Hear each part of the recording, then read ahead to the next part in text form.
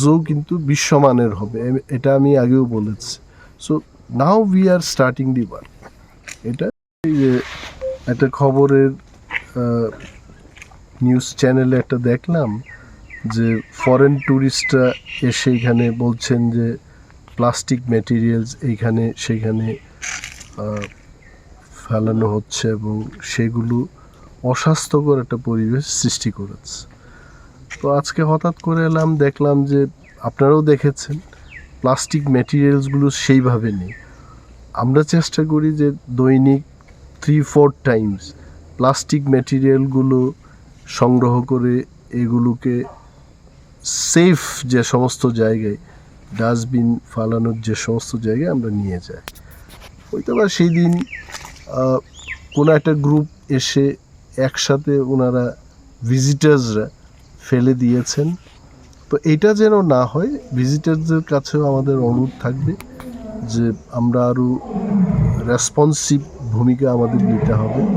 প্রশাসন বা জু কর্তৃপক্ষ আমরা চাইলে এটা হবে না। তো আমাদের পক্ষ থেকে আমরা বলছি যে অন্তত পার্মানেন্ট লেবার বা FFW দিয়ে আরও বেশি সময় এই প্লাস্টিক ম্যাটেরিয়ালসগুলো দেখাশোনার কাজ যেন আমরা করি।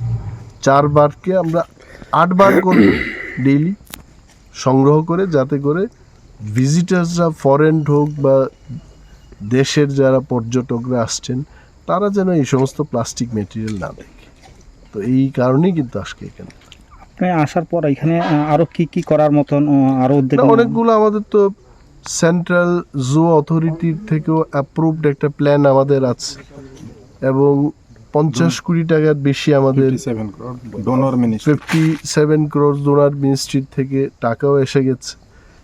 এই জু কিন্তু বিশ্বমানের হবে, এটা আমি আগেও বলেছি। So now we are starting the work. এটা একটা জায়গায় হবে আমি বলছি না, সমস্ত ক্ষেত্রে এখানে